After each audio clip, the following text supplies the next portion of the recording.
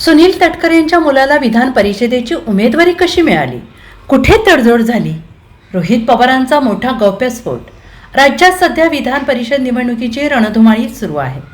गुरुवारी उमेदवारी अर्ज मागे घेण्याचा शेवटचा दिवस होता।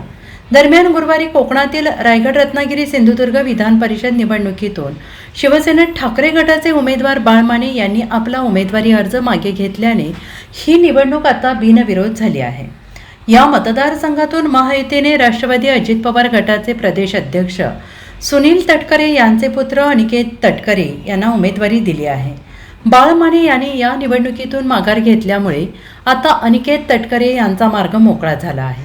दरम्यान या मतदारसंघावर राष्ट्रवादी अजित पवार गटासोबतच शिवसेना शिंदे गटाकडून देखील दावा करण्यात आला होता, परंतु त्यानंतर शिवसेना शिंदे गटाचा विरोध मावळला आणि या मतदारसंघातून अनिकेत तटकरे यांना उमेदवारी मिळाली आहे। दरम्यान अनिकेत तटकरे यांना उमेदवारी नेमकी कशी मिळाली, त्या ठिकाणी नेमकी काय तडजोड झाली, यावर प्रतिक्रिया देताना आमदार रोहित पवार यांनी मोठा गौप्यस्फोट केला आहे। कोकणातील जेवढे काही एकनाथ शिंदे यांच्या पक्षाचे नेते आहेत ते सर्व सुनील तटकरे यांच्या विरोधात होते, हे सर्व आपल्याला माहीत आहे। परंतु आता तडजोड झाली आहे। पूर्वी हे सर्व नेते काय म्हणायचे तर सुनील तटकरे असेच आहेत तसेच आहेत, ते आपल्या पक्षाला अडचण करतात। परंतु मला वाटतं आता पालकमंत्री पदाची तडजोड त्या ठिकाणी झाली असावी, असा गौप्यस्फोट रोहित पवार यांनी यावेळेस केला आहे।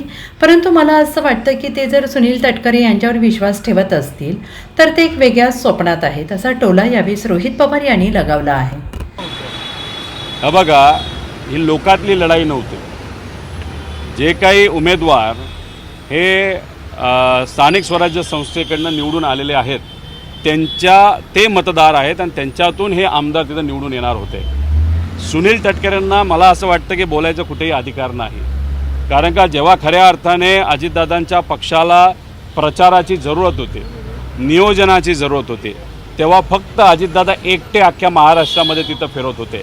त्यामुळे घड्याळ चिन्हाच्या अंतर्गत जो कुठला नगरसेवक नाही तर जिल्हा परिषद सदस्य हा दादांच्या परिश्रमामुळे, नाहीतर जिल्हा परिषदच्या काळामध्ये दादा गेल्यानंतर लोकभावनिक झाल्यामुळे तिथे हे सगळे उमेदवार निवडून आलेले आहेत। त्यामुळे आता पोपटासारखं तुम्ही त्या ठिकाणी बोलत राहाल, पण मग आता आकडा जर महायुतीचा जास्त असेल, 70% उमेदवार हे महायुतीचे निवडून आले असतील, तर मग जे आमचे 30% आहेत जे लढणार आहेत आणि जे मोठे आकडे आम्ही 60 कोटी रुपयाचे आकडे ऐकत आहोत, मग आमचे कार्यकर्ते सामान्य असल्यामुळे हे आकडे बघितल्यानंतर, दबाव तंत्र बघितल्यानंतर काही प्रमाणात हे प्रामाणिक असले तरी काही ठिकाणी ते थोडेसे घाबरले सुद्धा असतील या पैशाला आणि पैशाचा मारा बघून, आणि काही ठिकाणी स्ट्रॅटेजिकली आम्ही त्या ठिकाणी माघार घेतलेली आहे। त्यामुळे एक रणनीतीचा पण भाग आहे आणि जो काही मारा पैशाचा आणि दबाव तंत्राचा केला जातो त्यात सुद्धा आमचे काही उमेदवार त्यांनी माघार घेतला असं आम्हाला समजतं। यांनी असं म्हटलेलं आहे की रोहित पवारांनी आपल्या पक्षामध्ये लक्ष द्यावं, दुसऱ्यांकडे वाकून बघण्यापेक्षा। का नाही देणार? आम्ही बोलणार, तुम्ही जिथं चुकणार तिथं आम्ही बोलणार। ते म्हणतायत की मी खूप कष्ट घेतले, तुम्ही जर एवढे कष्ट घेतले असते ना तर घड्याळ हा जो पक्ष आहे कोकणामध्ये वाताहत झाली नसते घड्याळ या पक्षाची। तुम्ही तिथं ज्या दिवसापासून लक्ष घालायला लागला तेव्हा फक्त परिवाराचाच विचार केला, पक्षाचा मात्र त्या ठिकाणी विचार केला नाही, म्हणून खऱ्या अर्थाने तिथं आपलं नुकसान झालेलं आहे। आता झालं एवढंच आहे की एकनाथ शिंदे साहेबांचे जे काही नेते त्या भागातले आहेत ते सुनील तटकरेंच्या विरोधात होते, आपल्या सगळ्यांना माहिती आहे, आणि मग आता कुठेतरी तडजोड झालेली आहे।